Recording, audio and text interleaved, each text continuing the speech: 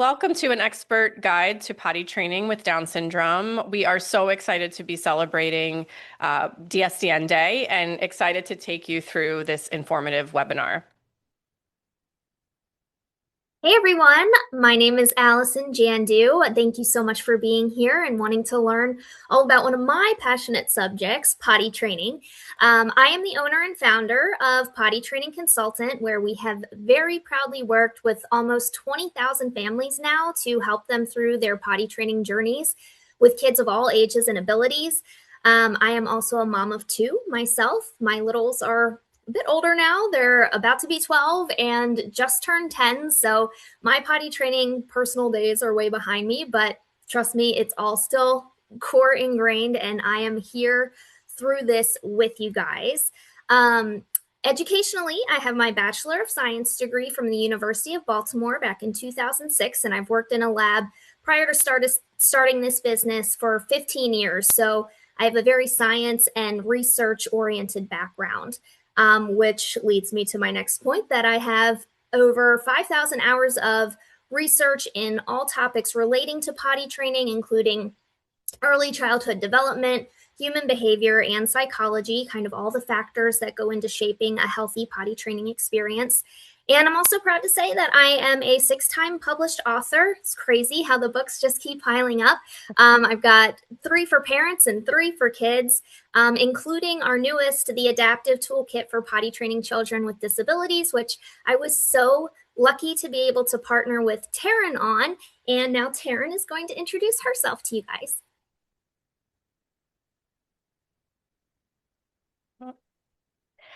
So hi everyone, I'm Taryn Lagonigro. I know a lot of you from the DSDN retreats and from throughout the community. I am the owner and founder of Four Clovers Publishing and co-founder of Extra Lucky Moms. I am a mom of 4, including being a Rockin mama to my youngest daughter who has Down syndrome. I'm lucky enough to sit on the board of the DSDN, currently as in the vice president role. So I get to see kind of behind the scenes of all of this stuff that goes on in DSDN. And I, like Allison, it's crazy how they pile up. I am also a 4-time published author, including being able to contribute on the Adaptive Toolkit for Potty Training Children with Disabilities, which we'll talk a little bit more about at the end. But I'm so glad that we were able to give this webinar to the community because I know it's a hot topic, and I'll talk a little bit about my personal experience shortly. Okay, so we have a lot of information that we want to cover with you today. Some of the core things that we're going to be focusing on include the factors to consider when you're potty training your child with Down syndrome, because there are certain characteristics that can influence the way your process is going to go. How to prepare your child and yourself for the process, because actually the preparation phase is one of the most important parts. And I think a lot of parents tend to kind of skip over that. But if you do the prep phase right and you really nail that timing, then it can really make a big impact on how positive your experience can be. And then last, we're going to cover a lot about how to adapt the environment and the process to match your child's unique needs, because that is so important. In every instance of potty training, but especially when you're potty training a child with Down syndrome. So we are going to have a lot of information to cover for you today. And just a little quick disclaimer, I always mention this in all of my workshops that sometimes potty training advice can overlap with medical related topics, but I'm not a doctor. Taryn's not a doctor. So just for anything medically specific, please make sure you consult with your child's care team and the medical team to make sure that you're getting that addressed. This is not a substitute for any type of medical advice.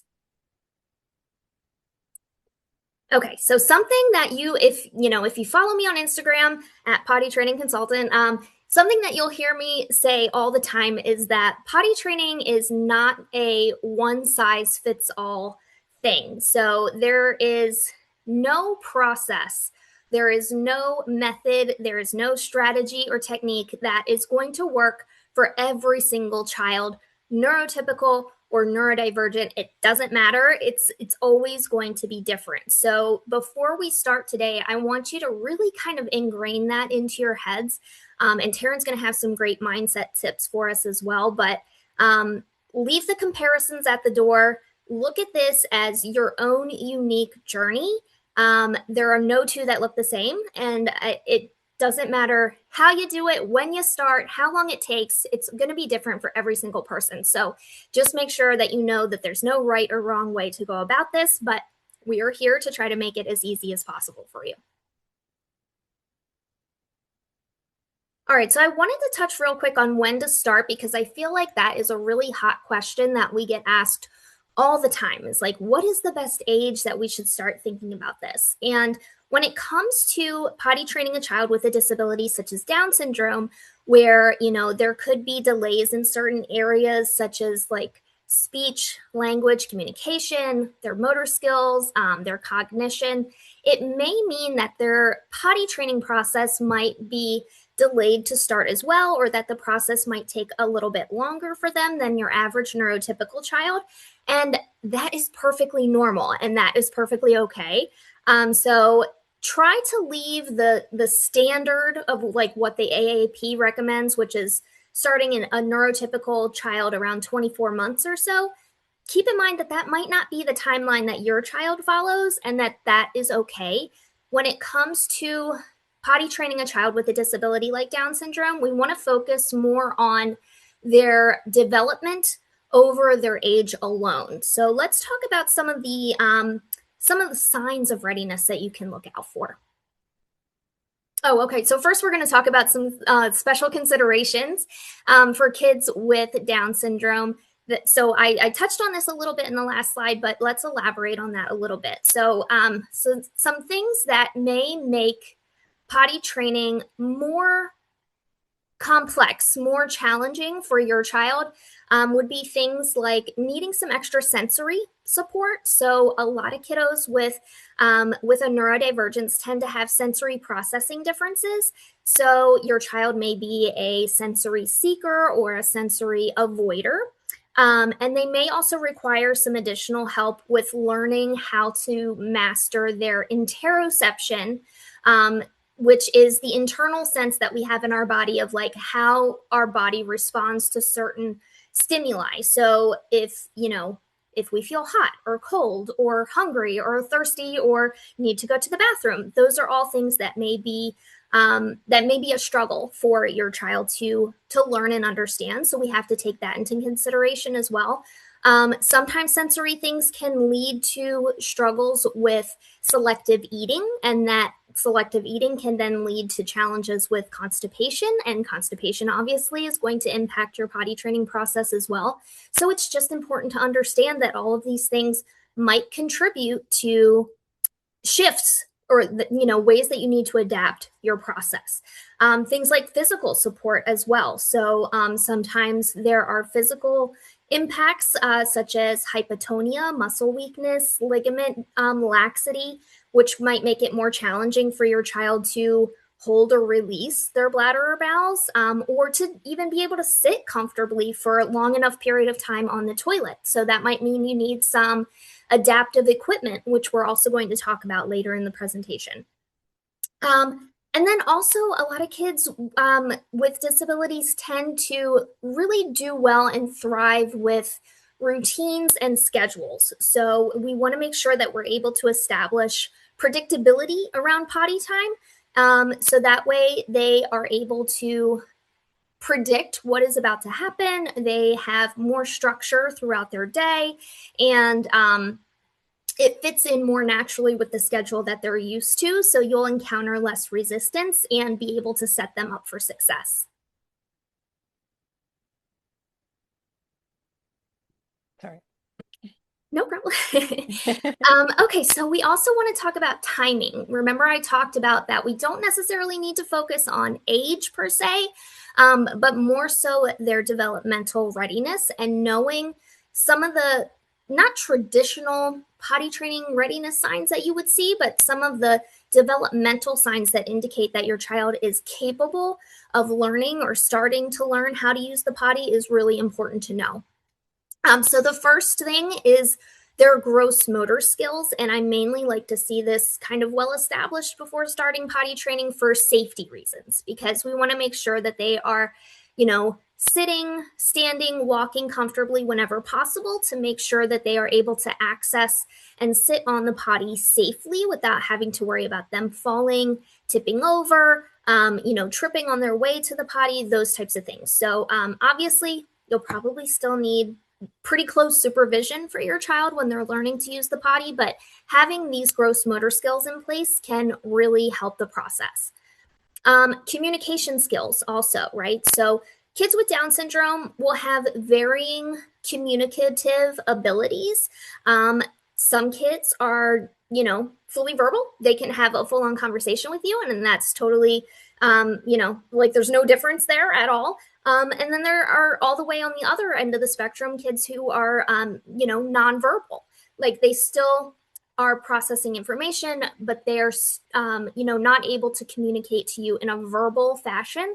That doesn't mean that they can't potty train necessarily, but you do want to set them up with some sort of way to communicate their needs to you. So adding a potty icon to their AAC device, teaching them the sign for potty and different, potty vocabulary terms for sign language. Gestures even are fine. Visual supports, which we'll also talk about later on, are all helpful to have so that your child is able to express their need to use the potty so that you can, then help them meet that need. And then finally, it's also important that they have receptive language skills as well. So an understanding of what you're trying to teach them and tell them so that they are able to follow those simple directions that are needed to be able to use the potty. So unless those things are established, these kind of core things, then it might be best to hold off on when you start potty training. That might mean that, your child's a little bit older when they start, and that's perfectly okay. But having these kind of core things in place first will really set you up for success.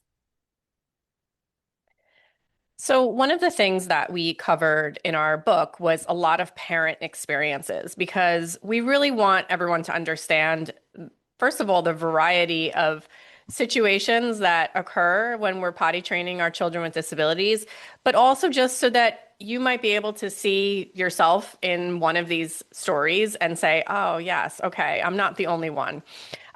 So Courtney and James, Courtney was able to share their experience. James had a number of different medical complexities. He still has some, but some of them have weaned off over the years. And that really required them to hit pause on potty training and kind of throw the book out on the quote unquote timeline because they had to prioritize health and well-being at the time rather than focus on the fact that he's 3 years old or 4 years old. They actually worked really closely with their healthcare providers, and this is something that we talk about in the book, but Allison will also touch on, is making sure that the care team is really aligned here. There was a lot that required adaptability, and Courtney really had to dig in and kind of release the pressure and trust the process and know that he'd get there eventually, but that they had other priorities. So they really had to define their success by those signs of readiness and those little wins that they had along the way, rather than focusing on his age and, kind of getting caught up in comparison with peers and other sorts of things. So they've made so much progress over the years. And I think it was really due to kind of approaching things like that and taking the pressure off for both of them. Yeah, and that's so important. I just want to touch on what Taryn was saying there is that there's so much talk out there about like potty training in 3 days and these potty training boot camps and all these types of potty training kind of I don't know, like fads almost. And I just want to really emphasize that that might not be what your journey looks like. And that's frankly not what a lot of people's journeys looks like, whether Down syndrome is involved or not. And so I just want you to know that it's perfectly acceptable to look at potty training as a process instead of just like an event that happens in your child's development. It may take weeks or months or even years for your child to get in that fully potty independent phase if it's ever possible for them at all. There are plenty of families who, work around potty training, and that's something that we touch on in the book a lot, Taryn, right? Is like how success looks different for everyone, and Yeah. your version of success is your own. So it's really important to think about what potty trained looks like for your family and Yes. focus on those things. So I just wanted to, I just Yeah, wanted to put that out there because it's so important. absolutely. Yep. Um, Okay, so signs of readiness. I promised that we would talk about this. Some of the other things that you can look for in addition to the gross motor skill development, the communication skills. You do want to look for some physical signs that their body is kind of physiologically in a good place to be able to master potty training. So things like staying dry for longer periods throughout the day. So you might notice that you're not having to change as many wet diapers. Also, more predictable poops. So you may notice that your child poops at one particular time during the day. They'll probably have stopped pooping overnight at that point by the time that their body is ready for potty training. So those little signs. And then also additionally, being cleared from a medical standpoint to be able to start potty training is also kind of important. So, kind of like James's experience with potty training that Taryn just talked about, it's important to consult with your medical care team and make sure that that the stars are kind of aligned in that way to make sure that you're not throwing them into a situation that they're not physically ready for yet, because that wouldn't necessarily be fair on their part. Um, Body awareness is also a nice thing to have in place, but again, that might be something that kind of develops as you're doing the potty training process when you're working with a kiddo with Down syndrome. So your child might start acting uncomfortable when they have a wet or soiled diaper. They may ask to have their diaper changed. They may tell you when they're peeing or pooping. They may start seeking privacy or, hiding when they need to have a poop in their diaper. They might run and hide in the closet or behind the couch or try to, get in their own personal space. That's a good sign because that shows that they can tell that there's something going on inside their body and that they need to take a certain action after they notice that sign. So we can use that to our advantage in the potty learning process as well. Social emotional readiness. That's, potty training is something that is kind of a learned skill, and it's learned through modeling, it's learned through teaching. It's not necessarily all a natural developmental thing that just happens like walking or talking would.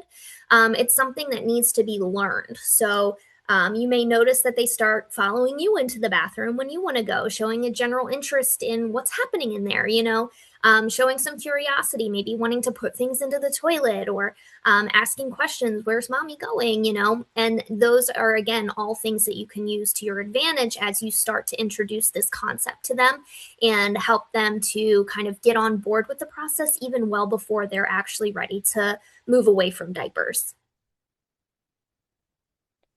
So preparing yourself, there's a reason that we kind of put this before, like preparing the bathroom and preparing the child, because when we, especially in the disability community, approach potty training, a lot of times we get in our own heads right away. And I'm speaking from personal experience, which I will talk about in a slide or two.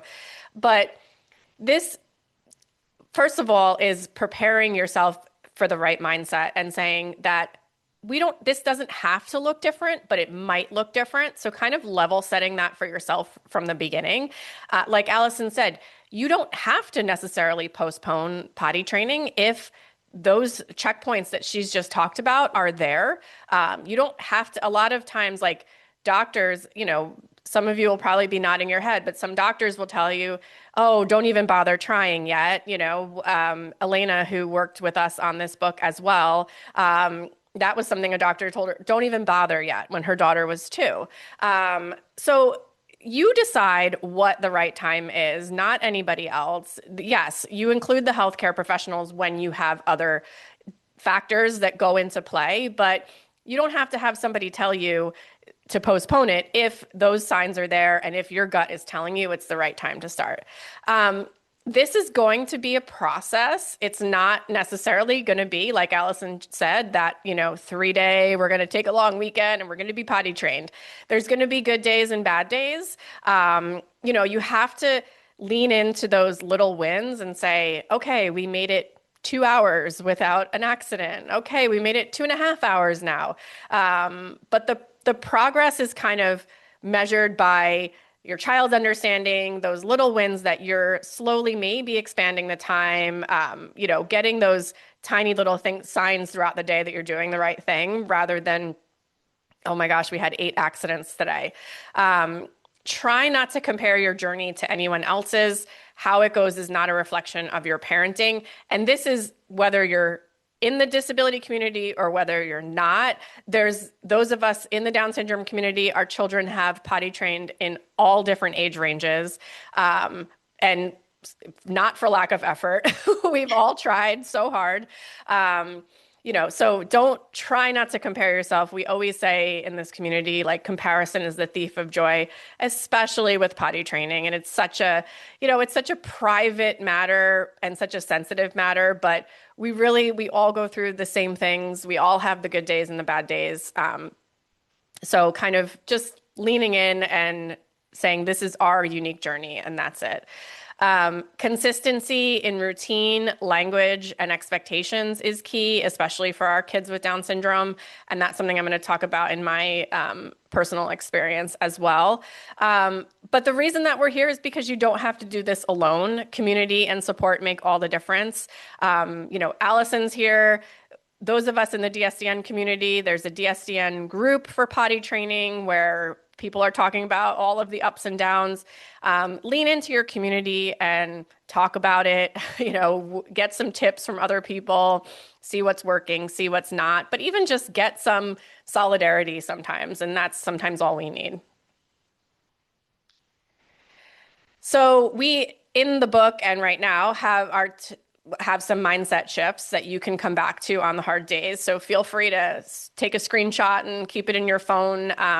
We like to just kind of reframe things from the positive rather than focus on what we didn't get done. And again, kind of focusing on those little wins, but kind of just reframing things when we really get in the weeds with all of this. So I'll read through these again. Take a screenshot, save them, come back to them when you're having those hard days. But the first is, we are moving at the pace we are meant to. My child is not defined by their toileting habits. I am doing a great job approaching this journey. We have both come so far. Our potty training journey will continue to get easier. I have the strength to see this through. I am not alone. I have the support of community. So again, it's just important to keep these things in mind. I love the one that's we have both come so far, because I think, again, we focus on what hasn't gotten done and where we aren't so much. But if we think about, even if it's just starting and trying, that's still so much effort and so much that you should be proud of for even just taking the step to start trying. So now my experience. So my daughter there, who you see on the right, she kind of threw me for a loop in a lot of different ways in parenting. I, as I mentioned, have 4 daughters, and she's my youngest, my Rockin kiddo. I want to say I got in my head more than I might have if she was my first, because I kind of was able to have these typical experiences with my older kids, who they all actually potty trained differently when I think back on it, but they all used fairly traditional methods. One of them was like the 3-day we're staying home thing. One of them liked the watch and the timer method. So when I got to thinking about my daughter with Down syndrome, again, I got in my head. I thought, oh my gosh, none of this is going to work. And I also as a mom of four, was getting in my head about how do I do any of this while also juggling my older children and their schedule. So we had a few different start stops. This was actually during the time that Allison and I were working on the book. So I was kind of having like real-time experience with potty training while I'm writing a book about potty training. But there was a big shift that happened for us when she went in the summer. This is almost 2 summers ago now. She went back to her daycare that she was at before she went to public preschool. And being with neurotypical peers that had a very stringent routine about potty, like they all went to go potty every 90 minutes or so because they were all kind of coming out of like right around the potty training age. They all went like every 90 minutes, and seeing, I think, that modeling from neurotypical peers and the structured routine, she was within like a week or two we were night and day from where we were before that. So it really showed me how much that repetition was needed and how much that modeling was needed. Two of those things that Allison has talked about. So it was that really helped me lean in and say, okay, if we're going to do this, I now need to commit, and we need to figure out our life around making sure that she can have her, keep her routine, and less like, oh, this is too much. This is overwhelming. This is a mountain to climb. And, we had accidents. We had months of having accidents, random times, random places. I got used to carrying extra stuff. It wasn't all the time. And that was how I measured the success is, okay, wow, we were out for the whole day and we didn't have an accident. Like I didn't need those extra clothes.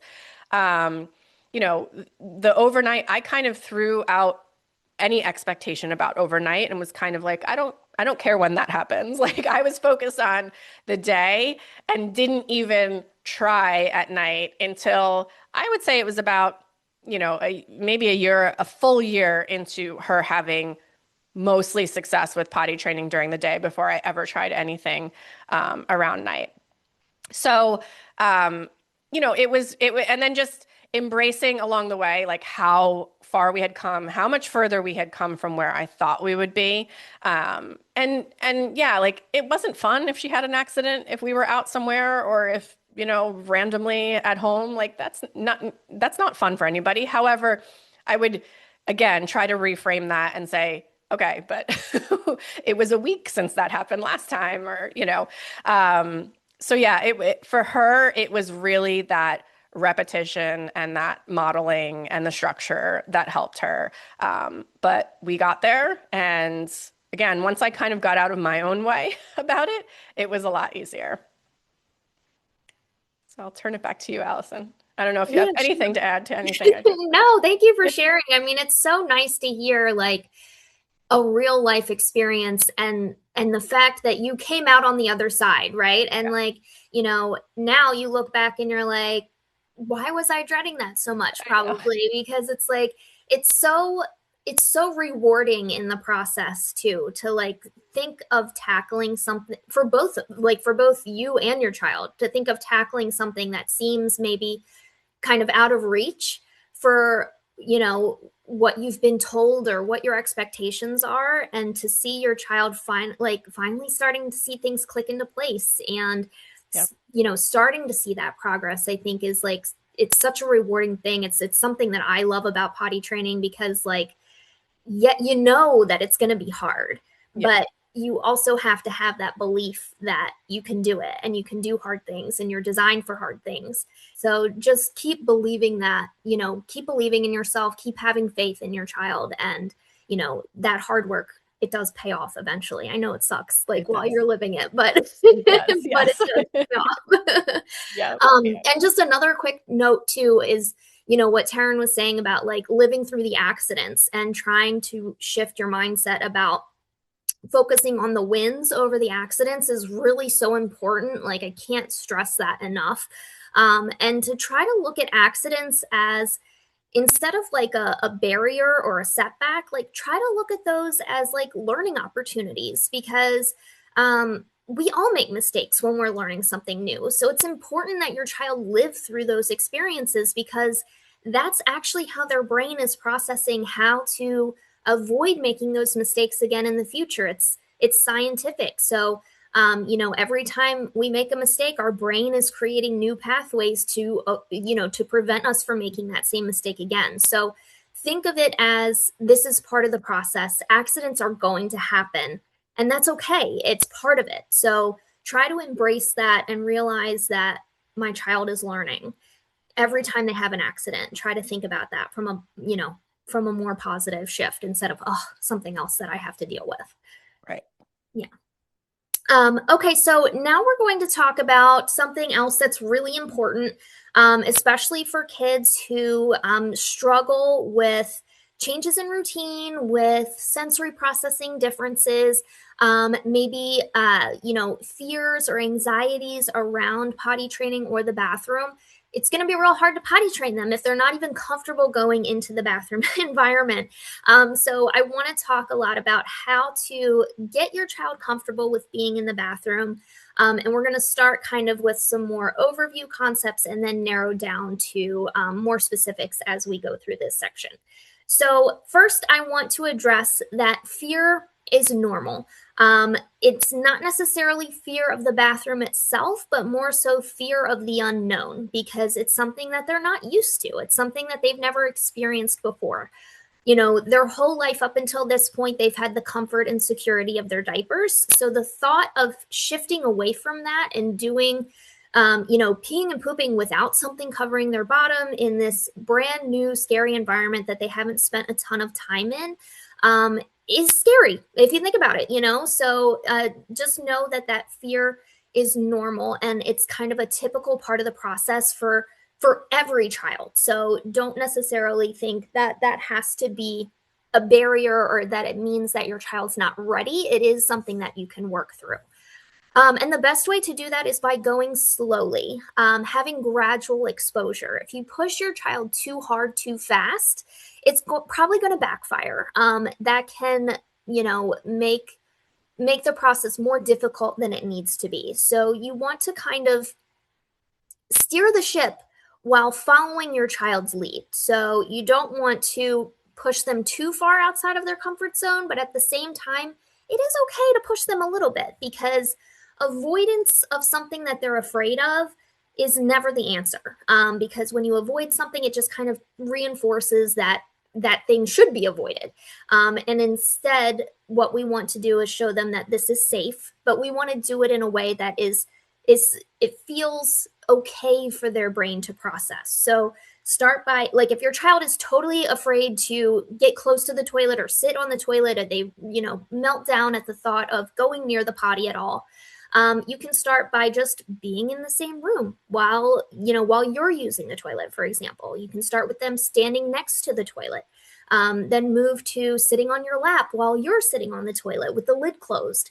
Clip their nails or something while you're sitting on the toilet, and then acknowledge each of those efforts after they've completed those things. And then eventually you can move to them sitting on the toilet with the lid closed, with their clothes on, and then gradually progress from there. So it's all about doing that gradual exposure, but also being careful not to just get stuck in the same rut, and try to set little milestones for yourself to keep moving that forward. Know that some resistance along the way is going to happen, and then that's okay. Your child is looking to you for what's safe and what is, and to bring them some comfort. So as long as you bring your confidence and positivity, and you're like, hey, you got this, just keeping a really positive attitude instead of letting your stress come through is really going to help them feel like they've got this and that they can do it. And it's going to make it a little bit more smooth. You can allow them to bring some comfort items with them into the bathroom if they have a favorite stuffed animal or a blanket or something along those lines that can help ease their anxiety, that they can, hold their stuffy while they place their hand on the lid of the toilet. That can help them feel more safe. Also using visual supports. Again, I brought this up. We're going to talk about it again at the end, and how you can get some of our resources for free at the end of the workshop today. But having visual schedules, visual learning is so important, especially for kids with disabilities. Things like social stories can be really helpful. Having task schedules that show the different steps of using the bathroom and like simple graphic formats can help them, again, with that predictability, knowing which step comes next. It makes it all feel a lot more manageable. So having those kinds of visual aids throughout the process are really important.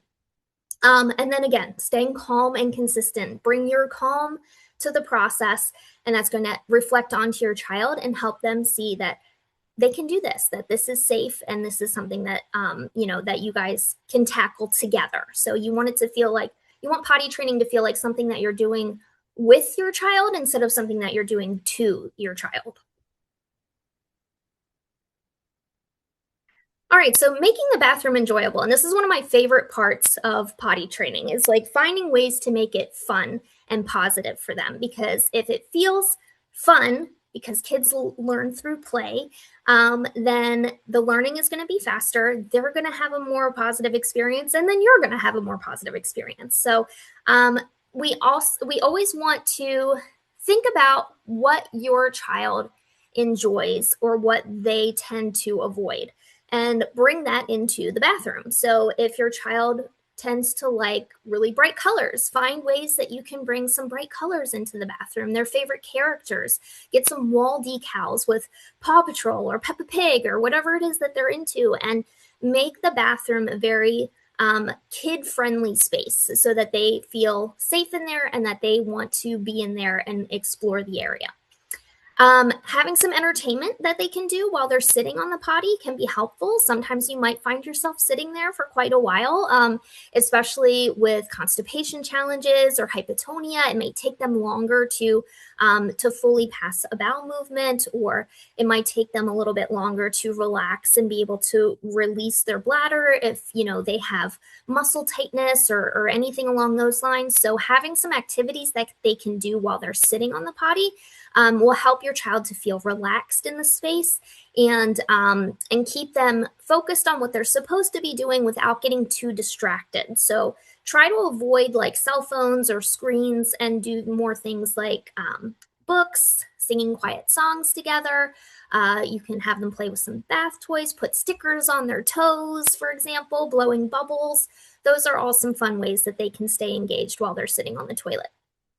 Having a reward chart in addition to like a visual schedule that you can have on the wall across from them so that they can see the steps to using the potty. Having a little reward chart where they can put a sticker on after they have a success can be really positive and engaging for them, motivating for them to want to keep doing it. Trying to make the atmosphere as calm as possible to speak to their sensory needs. So some kids need the lights dim or lights off.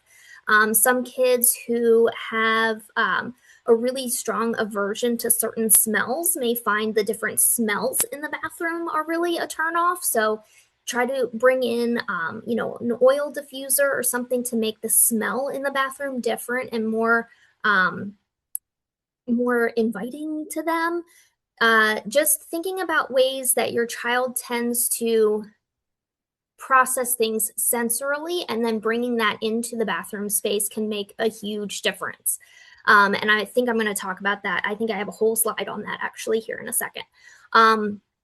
But we're also going to want to child-proof the space because, having things like the cabinets locked up, potty chairs nice and secure while they're on the toilet, some non-slip mats so you don't have to worry about them slipping and falling, keeping the cleaning supplies out of reach, because all little kids are curious and they are into things all the time. So you just definitely want to take some precautions and have all of that stuff nice and secure, tucked away, inaccessible while they're in the bathroom so that no accidents can happen, because we don't want any other diversion from the bathroom. So a bathroom that feels safe and fun and comfortable is going to build positive associations with potty training, and that is when you're going to see the things progress and them start having success. Yes, sensory sensitivities. So again, we want to think about your child's their specific sensory profiles, and things that are either enjoyable and tolerable even for them, and versus things that they cannot tolerate or things that they tend to avoid. So from a visual standpoint, you might want to do soft muted colors on the walls, non-fluorescent lighting for kids who are more like easily overstimulated. Or for the opposite, if they enjoy visual stimulation, you can get like one of those pretend fish tanks where they show the little fish swimming around, or like a seek and find poster that you can put on the wall across from the toilet, something that's visually engaging for them to do while they're sitting on the toilet. There's no right answer here. It's all about your child and customizing the process to them. Same thing for auditory differences. A white noise machine or playing some gentle music can mask some of the sounds that might be more startling in the bathroom, like the flush of the toilet, the lid closing, things like that, that can put a lot of kids off. Some kids even, I've had some families who will put like noise canceling headphones on their child, especially like going into a public bathroom where there's a lot of loud sounds happening that might be startling for them. That can be really helpful to help them feel more relaxed in the space. From a tactile perspective, especially for kids who have muscle weakness or ligament laxity, they might find more comfort sitting on like a padded toilet seat as opposed to just right onto the regular hard surface of the toilet seat. That can help them feel more comfortable. Having a soft rug under their feet. If they have like a sensitivity to hard or cold surfaces, keeping the room at a comfortable temperature. You can even wrap a blanket around them while they're sitting on the toilet. That can make them feel more at ease. And then again, smell. I talked about this a little bit on the last slide, but minimizing the harsh odors that might put them off. Keep in mind that kids might not be able to express what is turning them off about the bathroom, but you can relate this to other aspects of their daily life and think about, he really doesn't like it when we have eggplant parmesan because of the strong smell or something like that. And you can be like, okay, maybe some of the smells in the bathroom are what's turning them off. So try to think about that and customize to match your child's unique profile. And that can help remove some of the overwhelming sensations that can come along with using the bathroom. So now, from a bit more of a essential standpoint, we want to talk about how to create an accessible and safe bathroom specific for your child's unique needs as far as their disability characteristics go. So again, padded seat reducers can just be more comfortable in general to sit on, and it also reduces the opening, the size of the toilet, like the one that is being used in the photo here is great because it has the ladder attachment, it has the padded seat ring, and then it has some back support as well. So that can really help a child with Down syndrome who maybe, has some weakness in their hips or in their core to feel more stable while they're sitting on the toilet, especially with the handles there that can be held onto. Step stools, if you're not using a insert with a ladder attachment like this one in the photo, having foot support is really important so that they can be in the proper toileting posture to release their bladder and bowels. And it also helps them focus if their feet aren't just dangling while they're sitting on the toilet. Another thing that comes after the actual use of the potty, obviously, but is a step of using the bathroom, is washing hands. So considering faucet extender, something that brings the flow of the water out closer to your child so that they don't have to climb up so high or reach so far to give them some independence with all the steps of using the bathroom can also be helpful. Yeah, and I just want to add that ladder that's in that picture, we brought that on vacation with us. Because it wasn't just that it was a safe tool for my daughter, but it also gave her independence in using the bathroom. And that was huge for her because she's very much a like, I want to do it myself kid. And she pushes back a lot with help when it's something that she really doesn't want to do that much, like going to the bathroom. If she's like going to stop what she's doing to have to go to the bathroom and then also need help to do it, that was where we were getting a lot of resistance. So having this ladder where she was able to put it on, climb up, turn around, do all of those things by herself, it really gave her that feeling of independence rather than one of us having to help her. So that was huge for us. Yeah, that having that autonomy is really important Yes. in giving them some control. Yes. Yeah, so just some pointers for when you're choosing what type of equipment you're going to provide your child with for the potty training experience. You can ask, is it going to help your child access the potty safely? Again, like Taryn said, safety isn't the only thing, but is it something that your child can use by themselves? Is it something that is going to give them some more independence with the toileting process? Is it going to help with balance, posture, range of motion? Is it going to help address any unique sensory needs that may need addressing? Is it going to give them added comfort and confidence? Confidence comes with independence. So if they are able to do those things by themselves, it's going to help them feel more confident and they're going to enjoy the process more. You can consult with your OT if your child is in OT. These people are experts at this kind of stuff. So use their experience, their expertise, get personalized recommendations for your child's unique needs and what they think that will help them, because this is a great tool to kind of have in your back pocket is the experience and knowledge of these unique providers who can give you that guidance that you need. And again, proper toileting posture, I can't reinforce that enough, especially for kids with disabilities who may struggle to fully void their bladder and bowels, who may struggle to be able to sit still properly long enough on the toilet. You want to have feet flat and fully supported with their knees slightly above their hip level, basically a natural squat. So think about like a squatty potty. And that's kind of the position that you want your child to be in as well when they're sitting on the toilet. And Squatty Potty is a great product. And, they were actually one of the sponsors of our book. And they do make products that are geared towards kids. So definitely recommend getting something along those lines, or the like the ladder attachment that has the built-in steps. Your child's feet can rest on those as well. But this will support their proper voiding and reduce constipation risk, because they'll be able to get everything out all in one movement, which is what we are ideally after. We also have coupons for all of these things that we've been talking about. So I'll talk about that in the last slide. So don't go on the website yet. Yeah, hold on. Okay, so another experience here with Meg and Cami. Meg is a mom of two. Cami is her younger daughter. And Cami is actually, at the time that she was potty trained, she didn't have many verbal words. So this was another reason why potty training felt really overwhelming to Meg. But she was getting a lot of pressure from school and from other places to really give it a try. Cami actually was able to potty train in 2 months, which Meg is a friend of mine, and it like blew the minds of all of the moms in the group chat because we were all like working, starting or trying to decide when to start, and Cami swoops in, and it was really motivating for us, for the rest of us.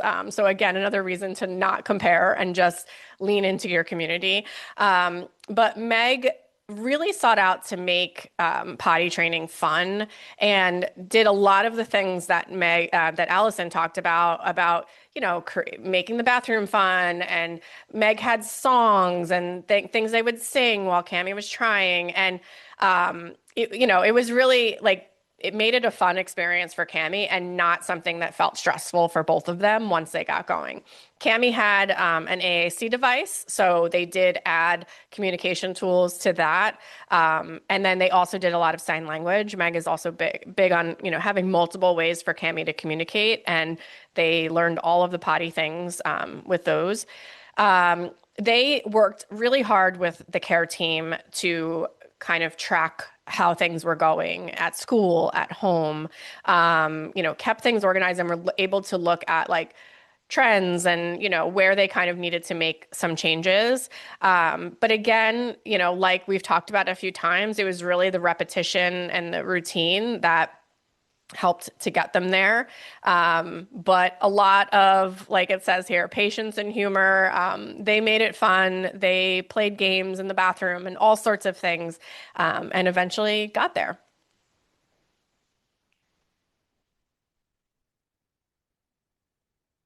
Okay, so some tips, additional tips for preparing your child. We talked a lot about how to prepare the environment, which is, kind of one of the first steps, right? Having that space set up.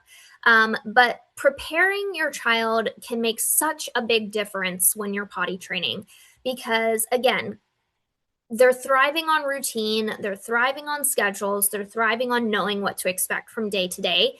And potty training is pretty big shift. So once you start that, it throws a whole wrench in the process. And a lot of times, that resistance or, the struggles that you might encounter with potty training are just kind of your child's defense mechanisms kicking in, like, whoa, this is too much for me to process right now.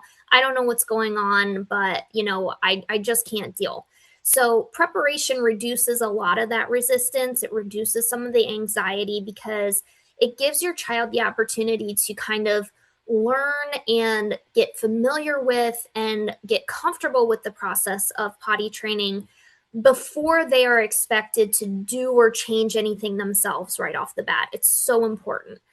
So when you introduce the concept gradually, and honestly, you can do this from as young of an age as you want. There is no age that is too young to start talking about the potty or showing your child the potty, inviting them into the bathroom with you when you're using it, to just normalize it and talk about bodily functions. And when you're changing their diaper, you can talk about pee or poop being in their diaper. It all builds. It like all builds and compounds on itself so that when it is time for them to start trying the potty on their own, it's not this new, strange, weird concept that they've never had exposure to before, but it's something that feels more manageable because you've been talking about it all along. So I would say after you hang up from this workshop today, start incorporating some of these things into your child's day-to-day schedule, and it really will make a shift in how the process goes for you. So modeling is super important, kind of like all of it, like it's kind of the common denominator here in all of the case studies that we've been talking about too, is, repetition and modeling, really reinforcing that the potty is where pee and poop belong, inviting your child into the space with you when you're going, having them see either, parents, siblings, peers, be exposed to, just using the toilet so that they know that, okay, this is something that people do. It's not something that's just happening to me. It's something that everybody eventually goes through.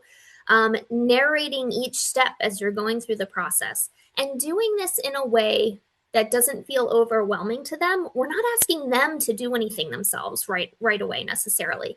You're just talking through it so that they're getting this exposure and they're getting some comfort and familiarity with what's happening. Again, books, any type of visual learning, books, videos, social stories, task schedules, all of those things are perfect, low pressure, stress-free ways to introduce any new concept to your child, potty training especially, because kids learn by seeing. So, and there are so many awesome potty training books for kids out there that you could have one every single day if you wanted to. Honestly, there are some that are, more step by step and instructional, and then you've got the ones that have buttons or lift the flaps that make noises. You've got ones that are more silly and funny and have fun rhymes or songs that you can sing. Same with videos on YouTube. I mean, screen them all first, obviously, but there are so many out there nowadays, which is awesome to see. And it's just a really great way, again, to introduce a concept to your child without putting pressure on them to do it themselves. Purposeful play. So things like a drinking wet doll, seeing if they can help their favorite teddy bear sit on the potty beforehand. This is giving them, again, it's giving them exposure without them having to do it themselves, and to give, almost have like a buddy that they can go through the process with at the same time, so that they feel like, you know, they're not alone through this. And then it's also a nice switch for kids, especially toddler, preschool, early elementary aged kids, to be in control. Like, they get to be the teacher instead of always being the one that's being told no or being told what to do. If they have their own little potty buddy, they can be in charge of, you know, saying, hey, it's time for you to sit on the potty, and having them sit on the potty, and then, you know, maybe they take a turn afterwards or something. But it's giving them that control and involvement in the process that you really want to make it a collaborative experience. Also, something that's a really simple thing that you can start doing again right after the workshop today is to shift your language around poop. A lot of the potty training struggles that we end up seeing revolve around pooping.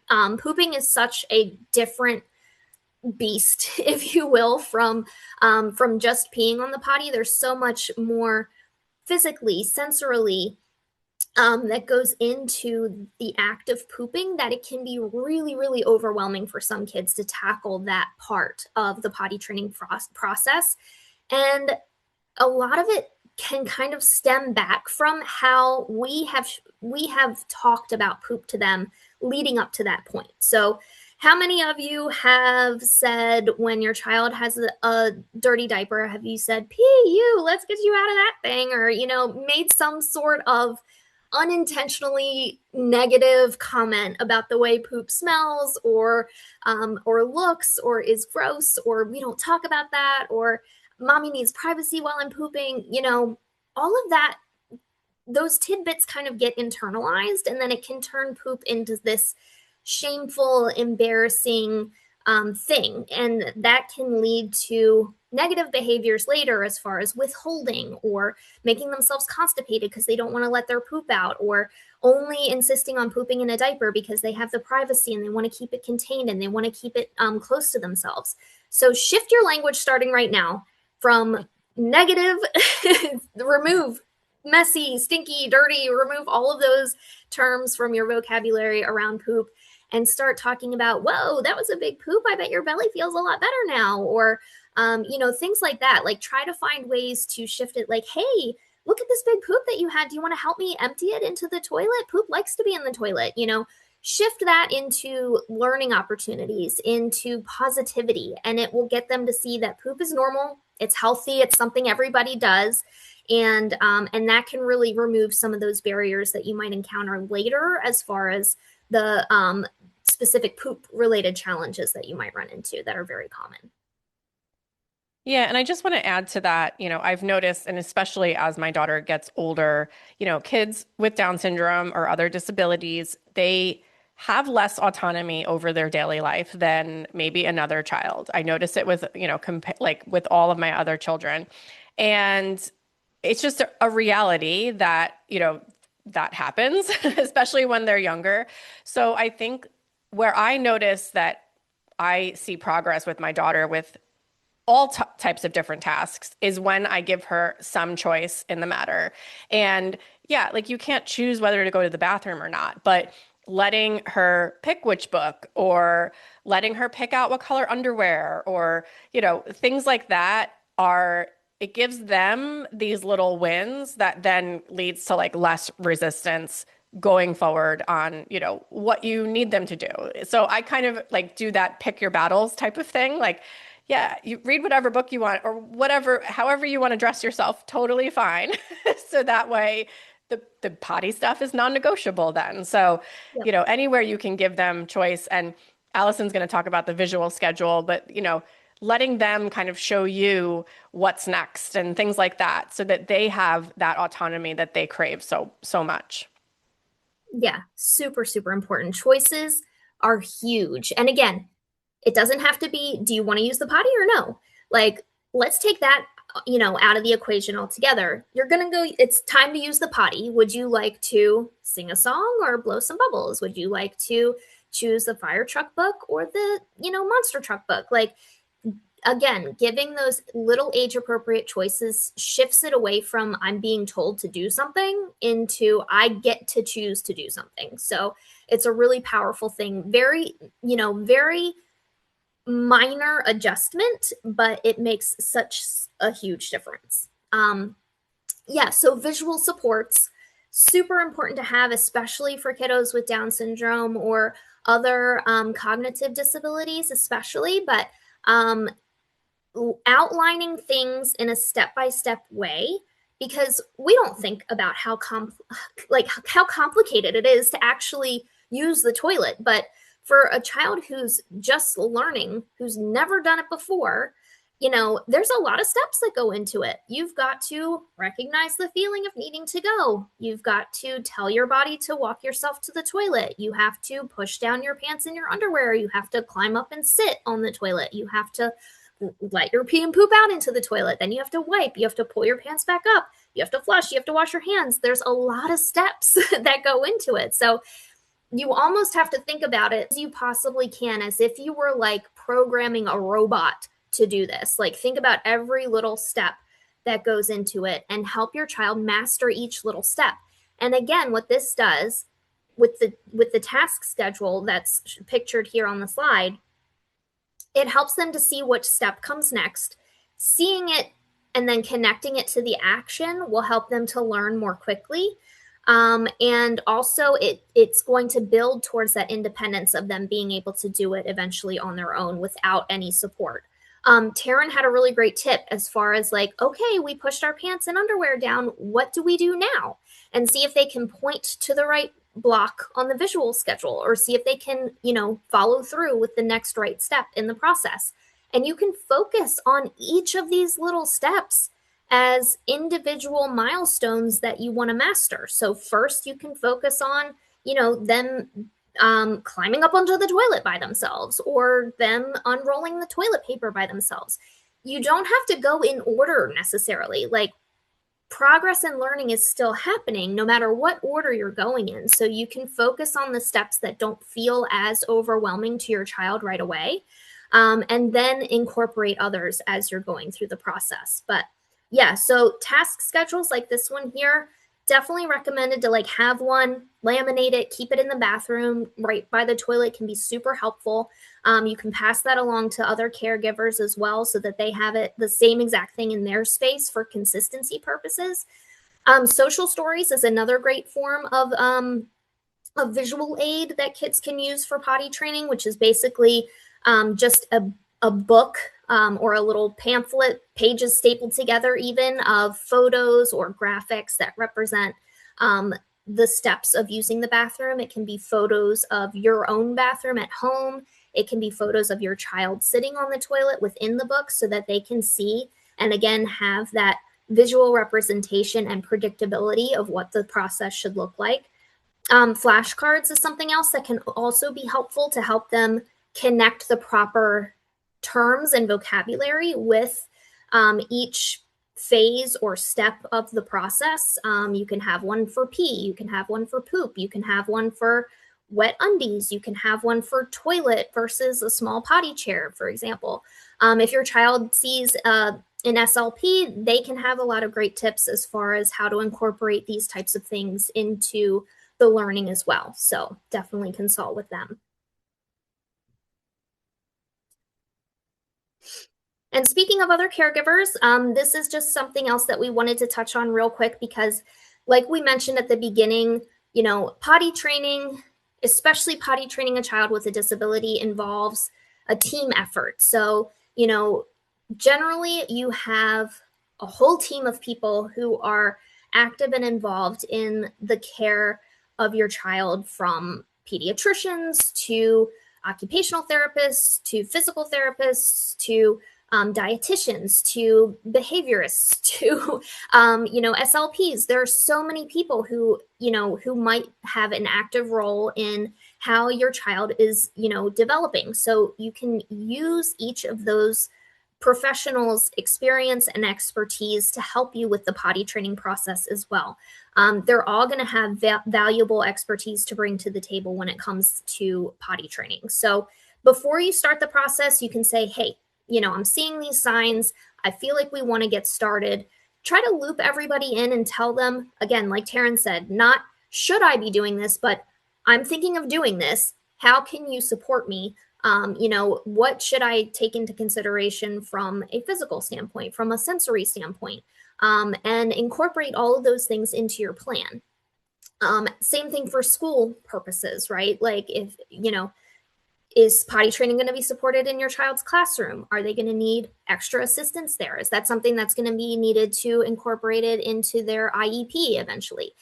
So try to think about all of those things before you start so that you have a solid plan and you're not, bumping your head up against roadblocks that might end up setting back your progress. So having that open line of communication with the whole team as you're going through the process, I think can help you not only feel more supported, but also just, more prepared and more confident, knowing that you have, that if we run into a problem with this, I can reach out to them kind of thing. And, if none of that is available to you, then that's kind of why I exist also. So you can always reach out to me if you need guidance as well. But overall, the consistency is key. So having consistency across all environments. So, the way things are handled at home is as similar as possible to the way as things are handled at school, is as similar as possible to the way things are handled at grandma and grandpa's house, et cetera, et cetera. So just really having that consistency overall is what's going to carry you through. Yeah, and like we've talked about a couple of different times, Allison and I collaborated on a book called The Adaptive Toolkit for Potty Training Children with Disabilities. Super short name. Um, but Jess and I connected with Allison over 2 years ago now and kind of had this idea to create this book because there was nothing that existed. And we didn't, we wanted to cover all disabilities because a lot of times we found books that were siloed when really there's so much overlap in our community. We have lots of people with dual diagnosis and other things that require you to look at things from a different lens than just strictly focusing on Down syndrome. So we created this resource. It was reviewed by a physiatrist. It has inputs from an OT and a PT and a sleep consultant. There's 7 or 8 different parent experiences. There's lots of different tools throughout the whole book that, different things to try and different ways to look at this journey. We have a collaboration with DSDN that if you use code DSDN at checkout on our website, we will be donating 25% back to DSDN, and you also get free shipping. You also get a free download of the potty visual chart that was pictured a couple slides back. So you can print that out and stick it up in all of your bathrooms. You can send it to school, all the things. And as we kind of teased before on the website, there's coupons from the different product sponsors that helped us to create the book. So there's a shopping list and you can, get links to all of the different items there, and they've all provided coupons. So check it out. There's an ebook version if you rather read online, but the book itself is really pretty. So I like to, flip through pages and hold it in my hand. That's my personal opinion. But we even yeah, left we'd a love. space in the margin for notes if you Yes, need to jot yes, we down were notes. very intentional about creating this book. We wanted there to be, a place to make notes and highlights and all the things. So, Yeah. let us know if you grab it. Let us know what you think. We'd love any type of feedback. So, and I think that's all we have. Allison and I will be doing a Q&A to follow this. I believe it's May 5th, but check the schedule that DSDN is publishing because bring your questions. Allison will be answering them real time, and we'd love to, hear from you all. But thank you, DSDN, for hosting this today. Thank you, Allison. Any final words that you want to add? Yeah, no, just thank you so much for watching. I know that it feels like a really overwhelming thing to take on, but we worked really hard on creating the book and a lot of the resources that we offer to try to make it feel more manageable for you. So it's definitely a great reference guide to have as you're going through the entire process, or even to reference back to, if you run into hiccups after you think you're done the process. So it's just a really great thing to have on your bookshelf for all phases. And I hope you take the opportunity to check it out. But yeah, we're here for you if you need us, and definitely bring your questions to the live Q&A. Yeah, and I should also mention through our website, you can connect with Allison. It has her social links and her website link as well, so you can find her there. But Yes. thank you so much again. Yeah, thank you everyone. Bye.